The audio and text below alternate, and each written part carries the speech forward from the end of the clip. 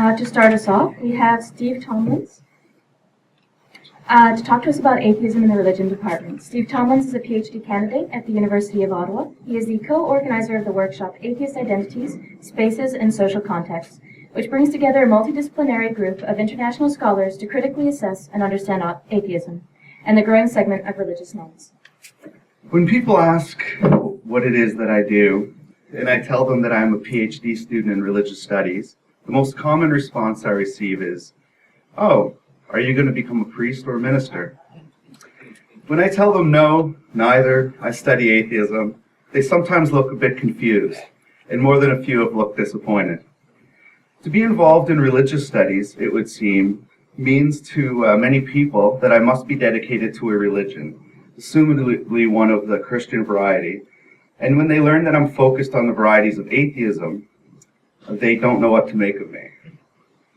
The second most common response, incidentally, comes after a few seconds of reflection when my new acquaintance says, "I'm spiritual, but I'm not religious." I'm still waiting to hear someone say that they are religious but not spiritual, but it's bound to happen one day. With regard to the first response, this confusion must come from an unfortunately common misperception that religious studies is an offshoot of or akin to theology. This is far from the case. While religious studies may report on or analyze theological doctrines, opinions, or issues, it is not the religious studies scholar's role to contribute directly to theology. In fact, that would be contrary to the whole purpose of the discipline. The purpose of religious studies is to study religion or issues related to or pertaining to religion from a secular standpoint.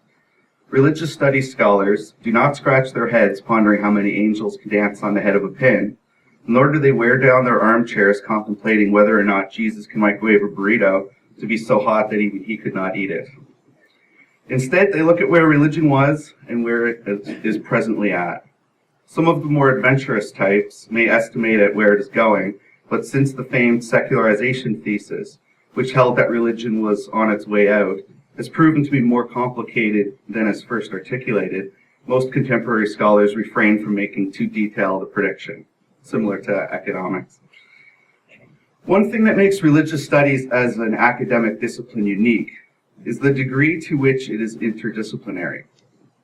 I personally take a sociological perspective to my studies, but others engage in anthropology, psychology, philosophy, law, geography, history, classics, economics, and politics within the field. As long as your thesis deals with something related to religion, you can take any angle, or a multitude of angles, from different disciplines and incorporate them into your research. One notable exception, however, is theology. Since religious studies is secular and scientific, theology has no place in it, unless it is used in order to highlight facts or theories about Homo sapiens and their beliefs at a particular place and time. It would certainly be anti-scientific to make claims arguing for the truth of an unfalsifiable doctrine, such as the existence or will of God. This is not to say that there are not those of faith within the field, because there certainly are. I learned this rather awkwardly as an undergraduate when I was partnered up with a woman for a presentation on an element of Christianity, and she said that we should come up with a game to make the presentation. While joking around about game titles, Pin and Nails on the Savior came to mind, and I let this, what I thought of as a rather humorous, but certainly a bit dark and non-feasible idea, slip before giving it enough thought. Well, the look on her face told me she didn't find humor in it, and she's since become a minister. That was a rare exception for me, however. Most students and scholars that I have met who are open about their religious beliefs, with me at least, are either agnostic or atheist. My experience is that those who may be religious in their day-to-day life tend to leave their theological beliefs at the door, or at least they certainly avoid applying elements of their faith purposely into their work. And if they did, that they would just as certainly be called out on it, especially at the graduate level. My own research is on atheism. As an undergraduate, I became interested in the Western philosophy of religion, as well as issues pertaining to the interaction of science and religion. Both of these areas of interest coincided with the release of new books written by self-proclaimed atheists. So I naturally picked them up to see what was behind all the media interest. I was already familiar with Dawkins, who had previously left his mark on the philosophy of religion and the study of the science-religion relationship through his book, The Blind Watchmaker, which articulately argues against Paley's argument from design in favor of natural selection. The other names were new to me: Harris, Hitchens, Dennett. But reading through their works on religion, I could understand why they generated such heated public debate, and I was quite impressed with the decidedly polemic tone of their writings. Something that critics often condemn, but I find entertaining and as valid a genre of knowledge transfer as any other. The entertainment value of controversy, a love for freedom of speech, and a certain respect for or interest in people who are not afraid to be blunt, to speak their mind, are all factors which undoubtedly contribute to the best-selling status of these books, written by the newly dubbed New Atheists, around 2006, 2007. Behind the polemic entertainment value of the personalities in their literature, however, were serious arguments against the perceived values of religion and for the values of rationality, skepticism, and science. New books by Christian apologists began to appear on the bookshelves, arguing against the New Atheist arguments and for the inherent value of religion. The debate interested me as it hinted at a dialogue between theists and atheists, while it also pointed to the influence that the New Atheist books may have been having. Is there a genuine New Atheist movement afoot? If so, what is the scope of this movement? Will it have lasting appeal? What exactly is new about it? How do their arguments affect the larger issues regarding science and religion? These were some of the questions that initially concerned me as I began flipping through the numerous websites and videos that were growing online on the subject.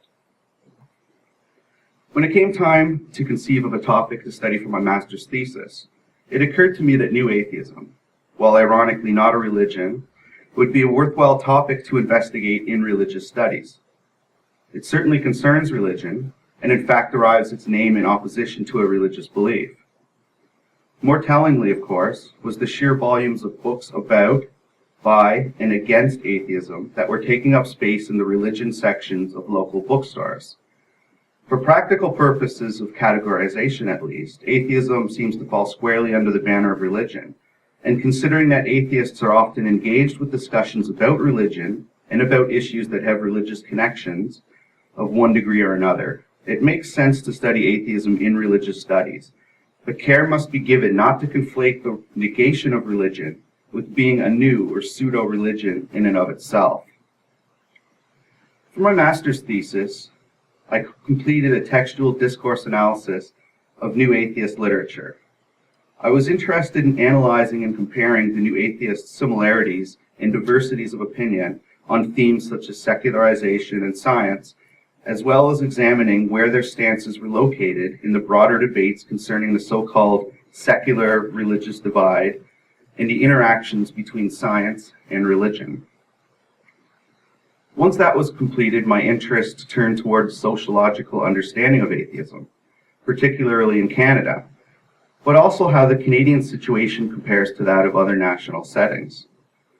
I'm at the halfway point in my program and have thus far been mostly engaged with openly performing participant observation and interviewing members of the atheist community of the University of Ottawa. So far, I'm just in the process of, I was lucky enough to have met them when I was just starting my PhD, the first time they set up the table at the University of Ottawa. So I watched them grow from a few members to, as of now, about 107 members on the Facebook group, and in person, usually about 15 to 20 people show up at any given event. And I've just kind of started doing interviews. While atheism has been studied and scrutinized from philosophical and theological perspectives, there has been very little sociological research done on atheists until quite recently.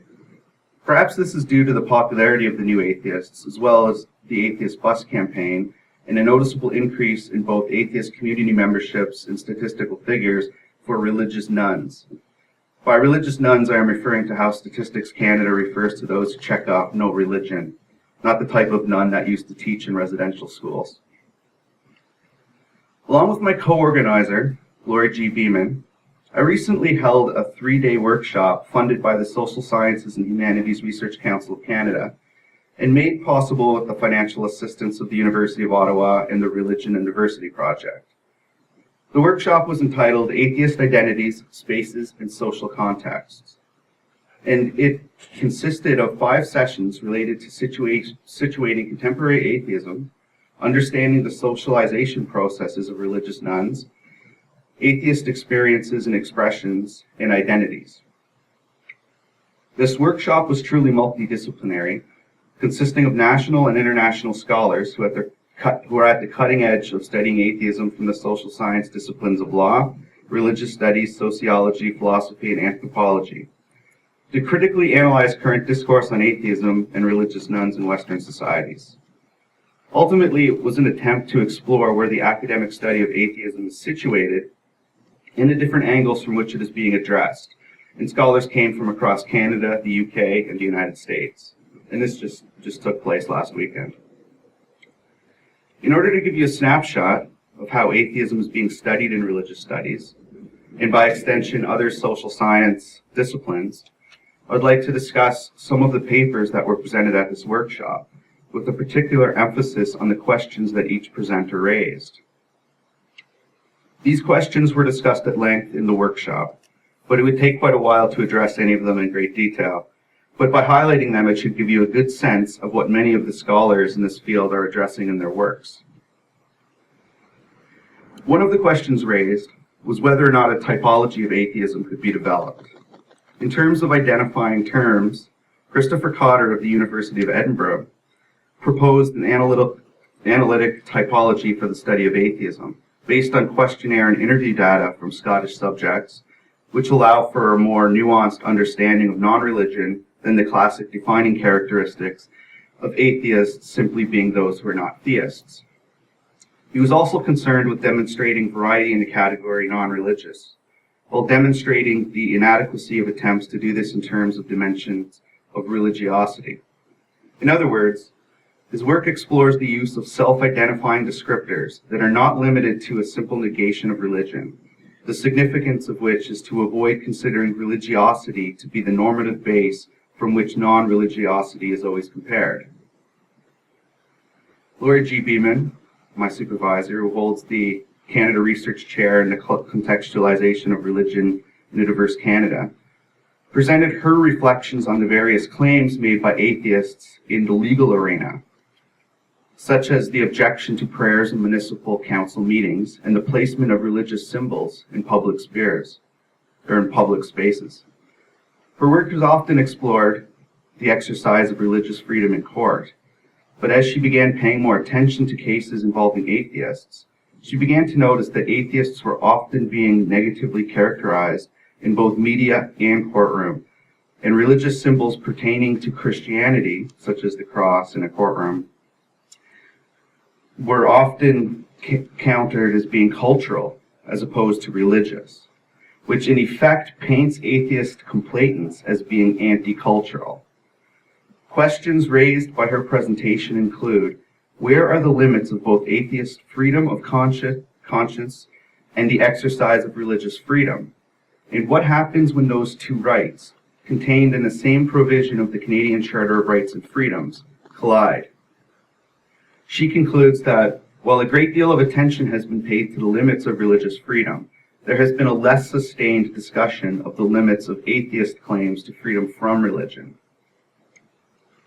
Of most interest to me, perhaps, because of my particular area of research in this topic, was hearing some of the preliminary results from other workshop participants who were engaged in participant observation and interviews. Lorna Mumford, who has been engaged with atheist and non-religious meetup groups in London, England, I almost said London, Ontario there for a second, found, amongst other things, that British political politics endorse a view of religious belief as socially beneficial, thus codifying religious identity as normative and resulting in perceptions of atheists as different, even socially inferior. Consequently, non-religious individuals often compromise or conceal their atheist identity and opinions in order to avoid causing offense or provoking negative reactions from other members of society. Richard Chimenow's presentation explored the American situation, particularly with regard to atheist group solidarity and the challenges and strategies related to positively promoting atheism in American society. Spencer Bullivant's work with American atheist summer camps highlighted how some parents who sent their kids to Camp Quest, Montana, articulated that there, quote, is a public misconception that people who do not hold a religious belief are thought to have a hole in their lives where religious belief should exist, end quote. And that was a quote from one of the parents. Well, getting together with other non-believers allows for a sense of inclusion. My own presentation, based on interviews with members of the atheist community of the University of Ottawa, pointed to a simple desire to converse with like-minded people being the number one reason for joining the group. As with all of the other workshop participants engaged in field work, my disclaimer is that it is a small singular snapshot of one group, but it does raise the question. Since religion and the maintenance of religion differs from region to region, state to state, how do group expressions of atheism differ? Another way to look at it is there a difference in how atheism fits into the so-called mosaic structure of multicultural Canada versus the American melting pot? And how do these realities compare to the supposed multicultural backlash occurring in some parts of Europe?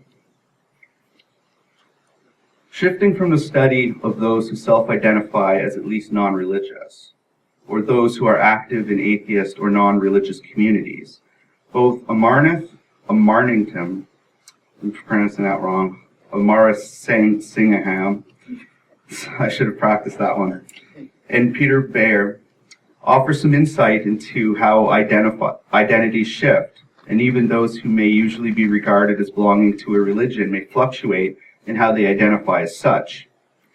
Using his work on Sri Lankan Tamil youth in Canada as a case study, Amar Singham explained how religious identity shifts according to different political and cultural criteria and concerns.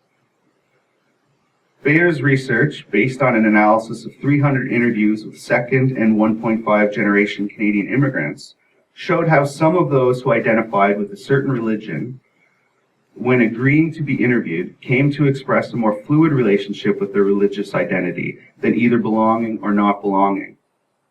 Some explained that they were atheists, others critical of religion but unsure how to replace it, and some felt like they were not religious, yet were somehow still connected to their religion in confused ways.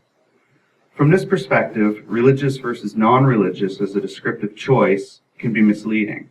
There are also those who are in between, for lack of a better term, and whose own understanding of their own relationship with religion is more complicated than a simple checkbox on a statistics survey allows for. These are just a few snapshots from 3 days of presentations and discussions.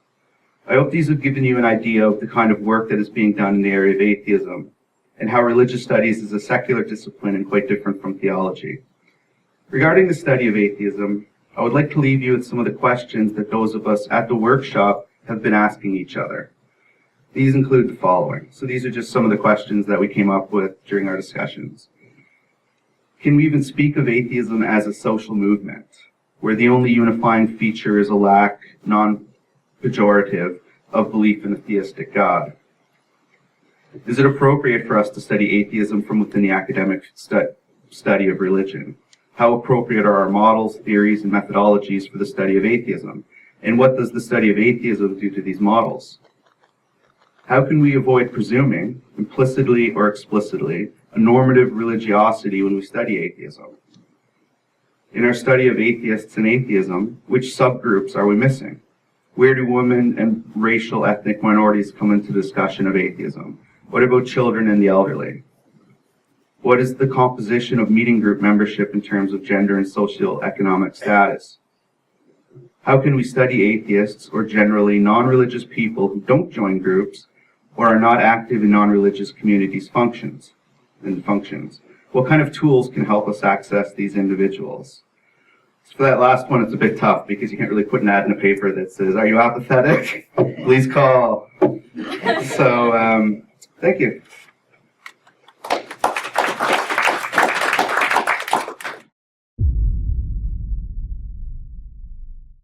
Yes, could you repeat the title of the workshop that you attended, and was this only for invited scholars?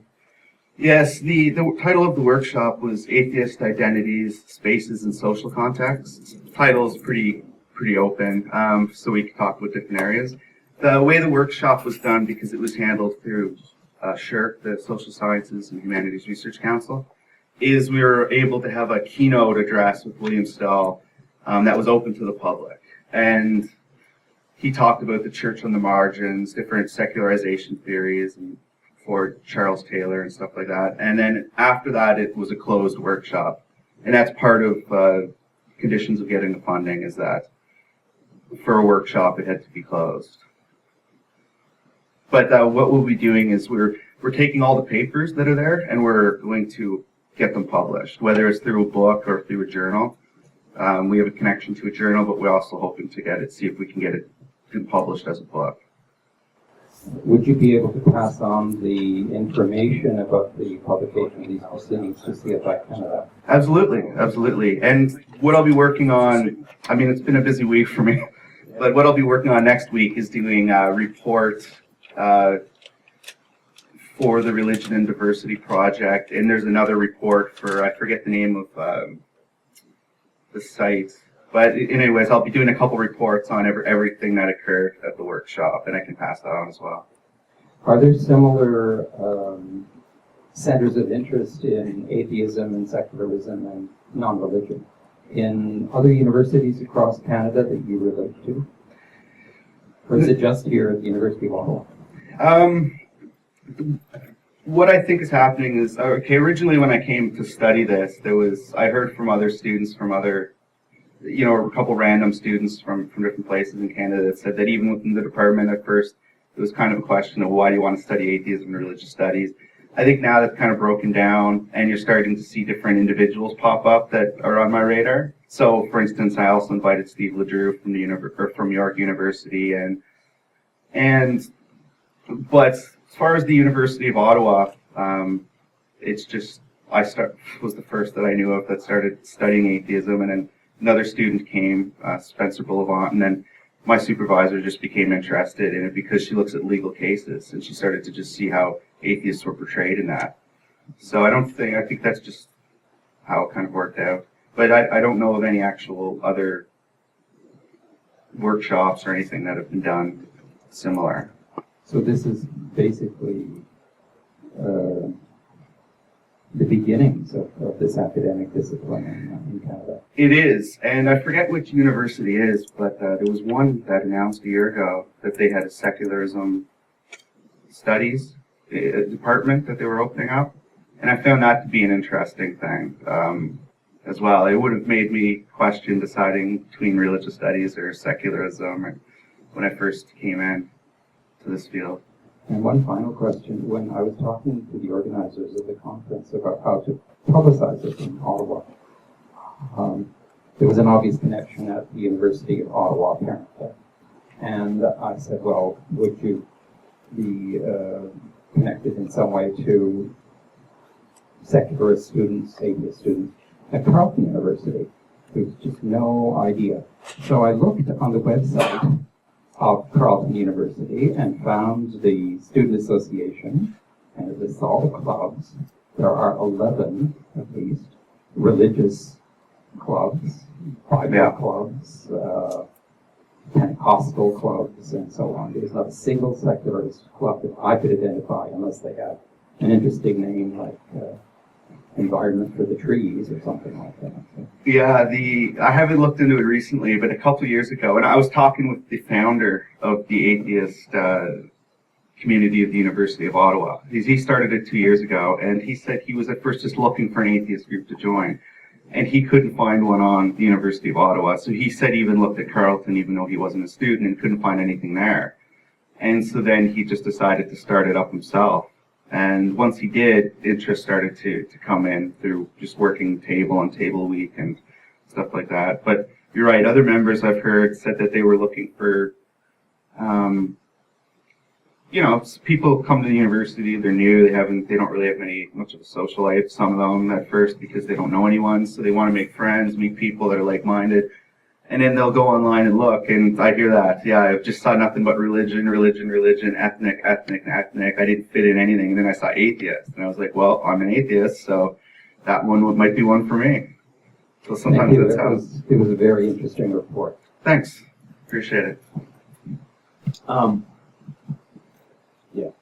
Just as a matter of curiosity, I'm wondering whether you're aware of any studies relating to secular relations and attitudes, and also specifically atheist attitude, and how it is dealt with in the context of persons in military service. One of the reasons why I ask is I have known people who, in the course of their service in the reserve forces, get wonderful little things like summer jobs working for the military chaplain general. And there is no evident program for accommodation because there's a host of services one might provide, for example, in terms of social and psychological counseling, which generally gets shoved off.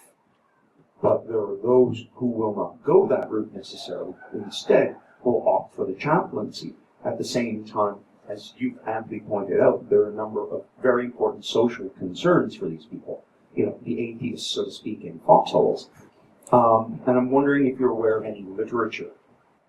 Not on the Canadian situation. I know that Winifred Sullivan has, I've seen her present on the topic of, her name is Winifred Sullivan, she's from America, and she was speaking on the topic of atheism in the military, and how the kind of assumption is the normative assumption is that you're going to be religious. So if you've been injured and then the psychiatrist comes to see you and then they want to know what kind of spiritual counseling you need, and if you say you're atheist, they consider that to be a bit of a, like, you've got a problem, there's something extra that's going to make it harder for you to heal. And she looks at that. The Canadian situation interests me a lot. I grew up in a few different military bases. My dad is in the military, so I was a base brat moving around. And I always found it interesting that they've got cookie cutters churches on some of these. You've got the Protestant one there, and then the Catholic one there, and they're paid by the military, the priests. And one thing that I found interesting that I personally would like to do a study on, I'm not sure how to access these, but I noticed just around my parents' house that there's an actual Canadian Armed Forces edition Bible. And in the front page, you have this little write-up from one of the commanders or whoever it was. And it kind of hinted at, if you're Christian, you'll enjoy this, but if not, maybe you'll enjoy it too. We're very multicultural, stuff like that. It really does the multicultural dance. And I was thinking, I wonder what it would be like if you could go back and grab each one from each year until they started and see how it shifted, the preface, from enjoy this will save your soul, whatever it might say, to, I mean, that'd be my hypothesis, right? To save your ammunition. Yeah, maybe it came with Trudeau's multicultural policy. Who knows? Like, it'd be interesting to see. I mean, it's important because the forces are definitely multicultural. They have to be run on a more or less secular basis. It's a big business. And I have friends and acquaintances who are Muslims in the service, and people who are current or formerly serving, some are actually pretty loud in terms of their new atheism. And in the context of military service and discipline, you have to keep people together, particularly if they've been out in the field suffering a lot of stress and lacking sleep. And they need to have strategies for dealing with that.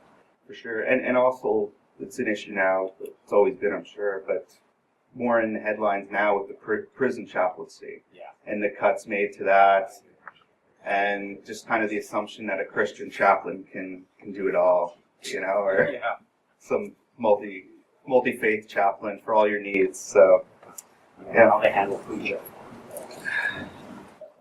I'm a new atheist myself, and there's a sociologist of my acquaintance who is very worried about the potential, or even the actuality, of group psychology setting in, and the fact that group formation can tend to lead to othering everybody else. And as a sociologist, do you have any concerns about that? Do you know if that's widely discussed in the field? It is the idea of othering when it comes particularly to atheist groups. I think it's kind of so new, the study of it right now, that I don't know of anyone who's given it that much thought on how perhaps basically group solidarity can lead, in a sense, to the othering from both sides, right? But it's definitely something that I want to keep an eye on. And my interest, like I said, is kind of just looking at the differences maybe in the States and here. And well, just from my interviews, what I found really interesting was some of the students that I interviewed mentioned that they felt that, like, one of the questions was, have you ever received a negative experience when someone found out you're an atheist? And of course most have, but it was nothing too serious that perhaps other faiths wouldn't say the same thing, right? But when it came to asking them how frequent they were, I would hear, well, it's not that frequent, and then they'd start talking compared to the States, their ideas would be like in the States, and then they'd occasionally say, well, you know, we're in Canada, diversity of opinion, atheism is just another idea in the whole multicultural scheme of things. So, I mean, that sounds a little idealistic to me, but it would be a nice thought if that would be how it works out. But I think you're right, because especially if you called yourself a new atheist, I haven't heard that many people actually call themselves that, as opposed to just an atheist. But it does point to kind of the influence of the literature and stuff. And I know a lot of people try to use that as othering. In the media, new atheists, it seems like the term has been shifted to militant atheists. That's why we use the term. It's sort of to reclaim it from the people who use it as a pejorative. Yeah, oh, and that's true. And I think, like I said, a lot of times the media started now shifting. I hear militant and stuff, and that's what they called feminists in the 70s, right? So it is something to look out for. I'm not really sure how to deal with it, because it just, I guess it is a thing when you do have groups that are identifiable, then it can become a problem where you start othering each other. So something to think about, though, for sure. Thanks.